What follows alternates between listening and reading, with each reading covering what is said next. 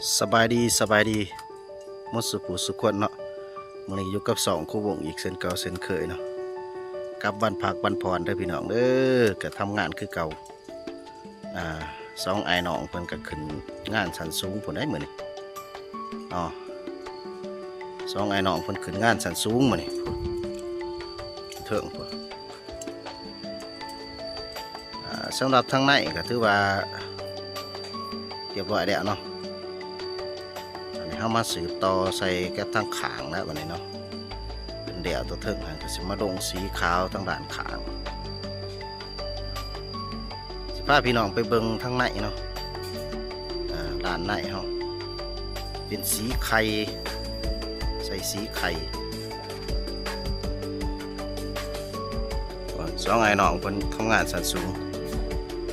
สิไปเบิ่งทั้งในเด้อบัดนี้เด้อตัวนี้ล้านหนาเนาะโบกท่านเดียวหรอกแต่ว่าถ้าสีเดียวแล้วเนาะถ้าสีเดียวแล้วก็สียังหกยังเหือแน่เนาะ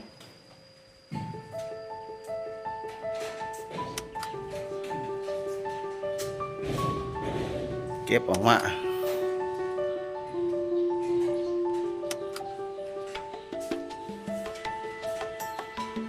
นอนก็เดียวเนาะ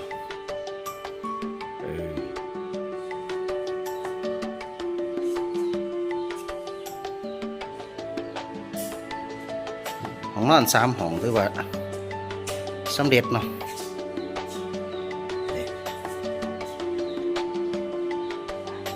ยังแต่เก็บความละเอียดเนาะมันเนาะสีที่ว่าเปื่อนน้ำขอบวงกบขอบประตูเก็บน้ำหลังห้องนี้ห้องที่3ก่อนเดี๋ยวแล้วน้องเสาเดี๋ยวเสานี้ถือว่างามได้พี่น้องเลยสีเหมือนน้องชายเพื่อนสวยเหลือกันรอบนอกเนาะเครื่องคล้องก็ยังสีสายังใหญ่อยู่แถวนี่แหละของท่าเดียวมือเสาในห้องก็ได้เก็บเครื่องออกมา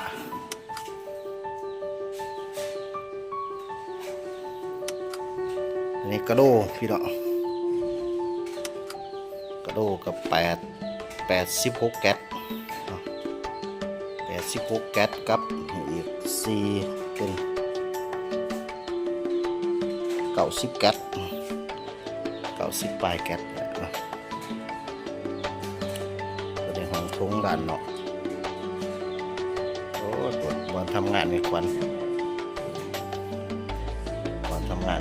ได้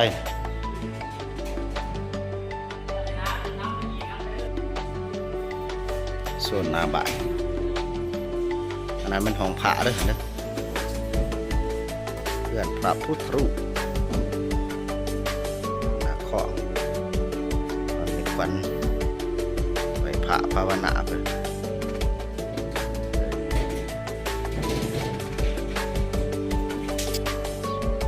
บานประตูลายมาก่อน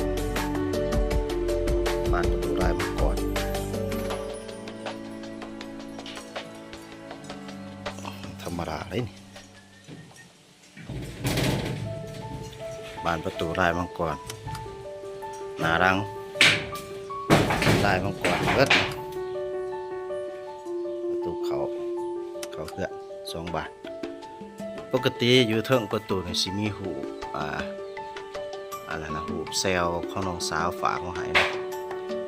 ยังบ่ทันได้ติดขึ้นพุ่นแหละ13 คำสิติดขึ้น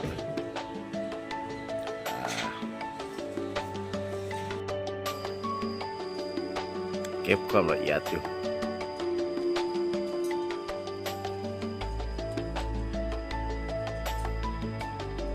งามมาได้แบบนี้เนาะสีรุมสีเถิงคือกันงามนะแบบ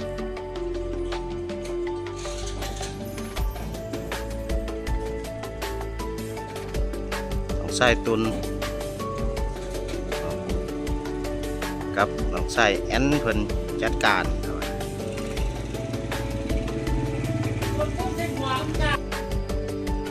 ควันคนมาประจำการไหนคนเด้อ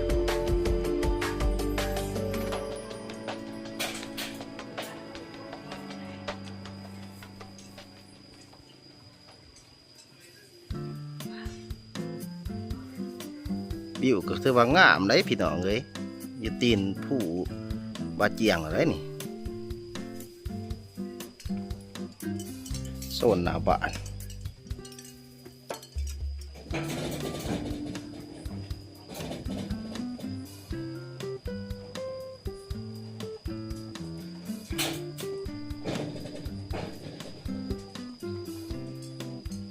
ฝนเด่นได้มือได้พี่น้องเอ้ยเด้อบ่เดี๋ยวบ่ทัวจักเถื่อมื้อนี้ก็ถือว่าแดดดีอยู่แดดจ้าดีอากาศโปร่งใสแจ่มใสดีก็ได้พากันลงมือจัดการสืบต่อเรียกงานหลายคนวิชาการใหญ่เพิ่นกำลังเก็บความละเอียดต่อ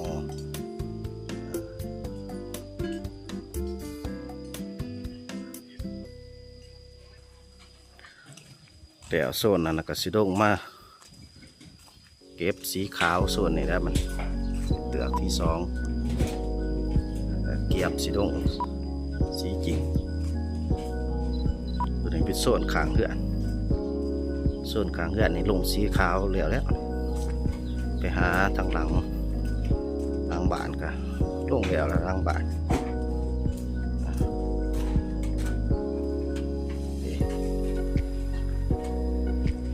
ยังขางนั่นเนาะยังขางหัววันนอนเนี่ยยัง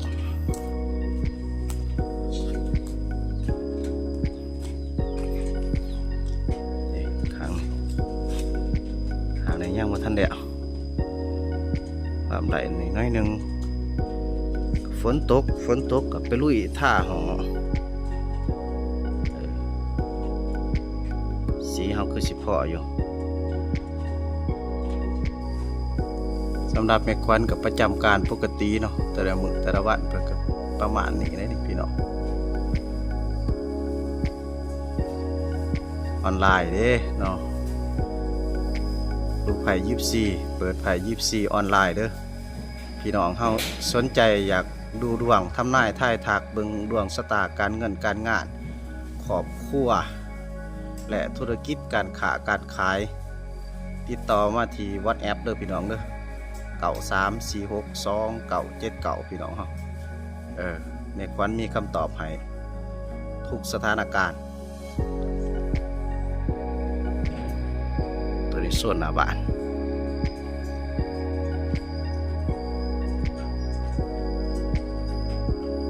ส่วนหน้าบ้านก็ยังลูกติงลูกยังบ่ทันได้โบกติดไปเธอเด็กเธอหน่อยพี่น้องเอ้ย